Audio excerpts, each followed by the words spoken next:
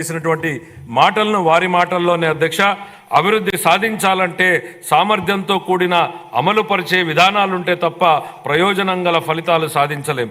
ప్రపంచవ్యాప్తంగా సాగుతున్న సమాచార విప్లవం వలన కలిగిన లాభాలను మరియు అవకాశాలను వినియోగించుకోవడానికి వీలుగా మా పాలనా యంత్రాంగాన్ని పునర్వ్యవస్థీకరించాలన్నది మా ఆశయం. పరిపాలనకు చెందిన అన్ని రంగాలలోనూ కంప్యూటర్ల వినియోగానికి ఒక బృహత్ కార్యక్రమాన్ని చేపట్టాలని భావిస్తున్నాం. ఇది మన కళ్ళ ముందు ఈరోజు కనపడుతుంది అధ్యక్ష. ఆయన పరిపాలనా అనుభవంలోని మైలురాయి అంశాలు ఇప్పుడు చెప్పబోయే విషయాలు నిర్ధారిస్తాయి. 1995 నుండి 99 వరకు ముఖ్యమంత్రిగా ఆయన మొదటి పదవీ కాలం గణనీయమైన ఆర్థిక సంస్కరణలు, మౌలిక సదుపాయాలు, అభివృద్ధి మరియు సమాచార సాంకేతిక పరిశ్రమల అభివృద్ధితో గుర్తింపు పొందింది. ఆయన ప్రగతిశీల నాయకత్వంలో ఉమ్మడి ఆంధ్రప్రదేశ్ దేశానికే చక్కటి అభివృద్ధి నమూనాగా నిలిచింది. ఉమ్మడి ఆంధ్రప్రదేశ్ రాష్ట్రాన్ని వ్యవసాయ ఆధారిత రాష్ట్రం నుంచి సాంకేతిక పరిజ్ఞానానికి మూల స్తంభంగా మరియు సమాచార సాంకేతిక సేవల కేంద్రంగా మార్చడంలో ఆయన కీలక పాత్ర పోషించారు. ఆయన చేపట్టిన అనేక విధానాలు మరియు పాలనా కార్యక్రమాలు తర్వాతి కాలంలో జాతీయ విధానాలుగా రూపొందించుకున్నాయి. రేపటి రోజున దేశం చేసే ఆలోచన ఆంధ్రప్రదేశ్ ఈరోజే చేస్తుంది అనే పేరుని తీసుకొచ్చారు.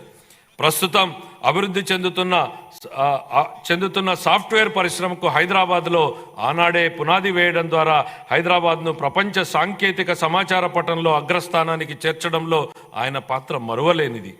ఇంజనీరింగ్ కళాశాలలు మరియు సమాచార సాంకేతిక రంగాలలో ఆయన చేసిన విధానపరమైన నిర్ణయాలు మన రాష్ట్ర ప్రజలకు ప్రపంచవ్యాప్తంగా అవకాశాలు కల్పించాయి. ఈ కారణంగా గ్రామీణ ప్రాంతాలకు చెందిన సామాన్య ప్రజలు సైతం ప్రపంచవ్యాప్తంగా విజయ శిఖరాలను అధిరోహించగలిగారు. నేడు అమెరికాతో పాటు అనేక ఇతర దేశాలలో ప్రవాసాంధ్రులు అత్యధిక తలసరి ఆదాయం కలిగిన వారుగా స్థిరపడ్డారు. జూన్ 2014 జూన్ నెలలో ఉమ్మడి ఆంధ్రప్రదేశ్ను అన్యాయంగా, అశాస్త్రీయంగా మరియు అప్రజాస్వామికంగా ఒక శాశ్వత రాజధాని లేకుండా విభజించడం వలన రాష్ట్రం సంక్షోభంలో కూరుకుపోయి ఆర్థికంగా నిలదొక్కుకోలేని అవశేష రాష్ట్రంగా ఉండిపోయింది. రాష్ట్ర విభజనను మన ప్రజలపై బలవంతంగా రుద్దారని చెప్పడం ఎంత మాత్రం అతిశయోక్తి కాదు. మన రాష్ట్రాన్ని పునర్నిర్మాణ దిశగా మరియు సుసంపన్న దిశగా తీసుకువచ్చే బాధ్యతను మన నాయకుడు గౌరవ ముఖ్యమంత్రి శ్రీ నారా చంద్రబాబు నాయుడు గారు తన భుజస్కంధాలపైన వేసుకున్నారు. ఆయన పరివర్తనాత్మక నాయకత్వంలో దీర్ఘకాలిక మరియు స్వల్పకాలిక ప్రణాళికలను అమలు చేసి అవశేష రాష్ట్రాన్ని విభజన దుష్ప్రభావం నుండి తప్పించి అభివృద్ధి పథంలో నడిపించారు. 2014 నుంచి 19 వరకు వ్యవసాయం, పరిశ్రమలు, సేవలు, నీటిపారుదల, రోడ్లు, భవనాలు, ఉపాధి కల్పన తదితర రంగాలలో బహుముఖ వ్యూహాన్ని రూపొందించారు. Kia Motors, hero Motors, Asian paints వంటి భారీ పరిశ్రమలను మన రాష్ట్రం ఆకర్షించింది. పట్టిసీమ ఎత్తిపోతల పథకం దేశంలోనే రికార్డు సమయంలో అనగా కేవలం ఏడాది కాలంలోనే పూర్తి అయిన తొలి నదుల అనుసంధాన ప్రాజెక్టుగా రికార్డు సృష్టించింది. సులభతర వ్యాపార నిర్వహణ ర్యాంకింగ్లో మన రాష్ట్రం మొదటి స్థానం సాధించి 5 ఏళ్లలో అగ్రస్థానంలో నిలిచింది. ఇంధన రంగంలో సంస్కరణలు తీసుకురావడంతో పాటు పునరుత్పాదక ఇంధనాన్ని ప్రోత్సహించడం ద్వారా 2018 నాటికి మన రాష్ట్రం ఇంధన మిగులు రాష్ట్రంగా నిలిచింది. బహుముఖ వ్యూహం ఫలితంగా మన రాష్ట్రం సంక్షేమంతో కూడిన సుస్థిర ఆర్థికాభివృద్ధి పథకంలో పయనించింది.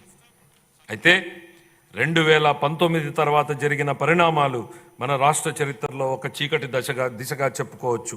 2014-19 మధ్య కాలంలో జరిగిన ఆర్థికాభివృద్ధి వృధా అయింది. గత ప్రభుత్వం 2019లో తన పదవీ కాలాన్ని ఎంతో విధ్వంసకర ధోరణితో ప్రారంభించింది. ప్రజావేదికను కూల్చేసింది. విద్యుత్ కొనుగోలు ఒప్పందాలను రద్దు చేసింది. 3 రాజధానుల నమూనాతో ప్రజలను అయోమయానికి గురిచేసింది. పారిశ్రామిక వ్యతిరేక విధానాన్ని అనుసరించింది. పెట్టుబడిదారుల విశ్వాసాన్ని మరియు రాష్ట్ర బ్రాండ్ విలువను దెబ్బతీసింది. నీటిపారుదల రంగాన్ని పూర్తిగా విస్మరించింది. కేంద్ర ప్రభుత్వ అభిప్రాయానికి విరుద్ధంగా కార్యనిర్వాహక సంస్థను మార్చడం ద్వారా పోలవరం ప్రాజెక్టు నిర్మాణాన్ని నిలిపేసింది. ఈ చర్యల వల్ల డయాఫ్రమ్ గోడకు నష్టం కలిగి ప్రాజెక్టు జాప్యానికి దారితీసింది. పన్నులు చెల్లిస్తూ మరియు ఉపాధి కల్పిస్తూ రాష్ట్రాభివృద్ధికి దోహదపడే పరిశ్రమలు మన రాష్ట్రాన్ని వదిలి వెళ్ళిపోయాయి. ఈ చర్యలు పెట్టుబడిదారులను మరియు ప్రపంచ ఆర్థిక సంస్థలను రాష్ట్రంలో స్థిరమైన పెట్టుబడులు పెట్టనివ్వకుండా చేశాయి. ఫలితంగా మన రాష్ట్రం ఆర్థిక పరిస్థితి విచ్ఛిన్నమైంది. ఈ సందర్భంగా కౌటిల్యుడి మాటలను ఒకసారి గుర్తు చేసుకుందాం. సంపదకు మూలం ఆర్థిక కార్యకలాపాలే. అవి లేకపోవడం వనరుల సమీకరణకు ఇబ్బందులు తెచ్చిపెడుతుంది. ఫలవంతమైన ఆర్థిక కార్యకలాపాలు లేకపోతే ప్రస్తుత శ్రేయస్సు మరియు భవిష్యత్ రెండూ నాశనమయ్యే ప్రమాదం ఉంది. ద్రవ్యం చలామణిలో ఉన్నప్పుడే ఆర్థిక వ్యవస్థలో సంపద సృష్టి జరుగుతుంది. ఇది జరగాలంటే ప్రాజెక్టుల అమలు తప్పనిసరి.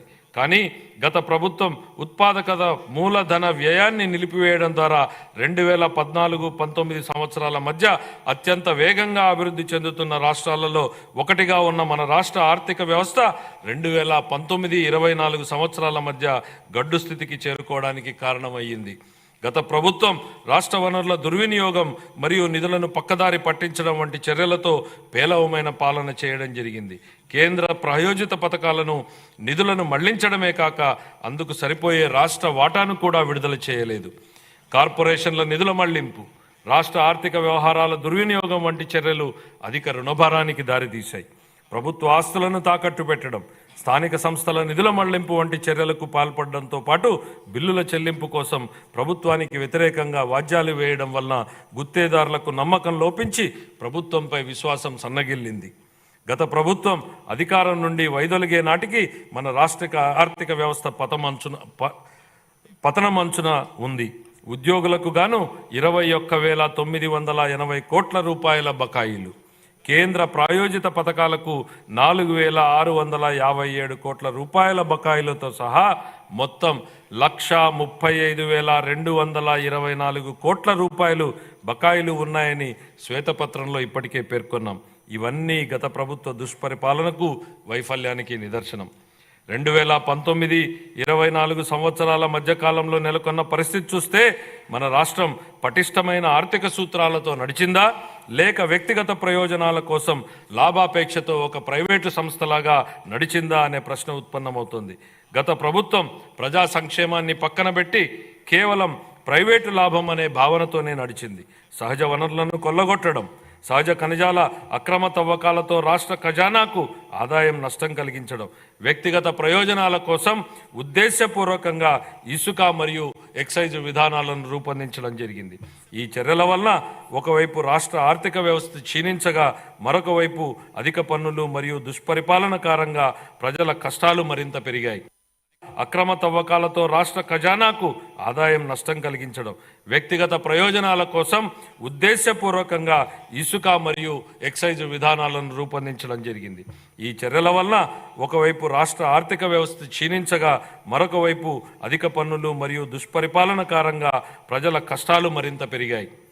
గత ప్రభుత్వం ప్రజాస్వామిక గొంతులను అణిచివేయడం మరియు ప్రజాస్వామ్య వ్యవస్థలను దెబ్బతీయడం వంటి కక్ష సాధింపు చర్యలకు పాల్పడింది. గత ప్రభుత్వ దుష్పరిపాలనకు వ్యతిరేకంగా వివేకవంతమైన ప్రజాస్వామిక నిర్ణయం తీసుకుని మరొకసారి రాష్ట్ర చరిత్రగతిని సవ్య దిశగా మార్చిన మన రాష్ట్ర ప్రజలకు కృతజ్ఞతలు తెలియజేసుకుంటున్నాం. మన రాష్ట్ర ప్రజలు విఘ్నతతో ఇచ్చిన తీర్పు 2024లో ఎన్డీఏ కూటమి తిరిగి అధికారంలోకి వచ్చేందుకు దోహదపడింది. శ్రీ నారా చంద్రబాబు నాయుడు గారు నేడు రెట్టించిన ఉత్సాహంతో మరియు దృఢ సంకల్పంతో ఉన్నారు. స్వర్ణాంధ్రప్రదేశ్ విజన్కు 2024 సంవత్సరం ఒక మైలురాయి వంటిది. మా ప్రభుత్వం ఎన్ని సవాళ్లు ఎదురైనా ఇచ్చిన హామీలను నెరవేర్చడానికి గౌరవ ముఖ్యమంత్రి గారి నాయకత్వంలో కృషి చేస్తుంది. ఈరోజు నేను ప్రవేశపెడుతున్న బడ్జెట్ ప్రతిపాదనలు రాష్ట్ర ఆర్థిక నేపథ్యాన్ని దృష్టిలో ఉంచుకుని మరియు ఆర్థిక పునరుజ్జీవనమే లక్ష్యంగా మరియు సంపదను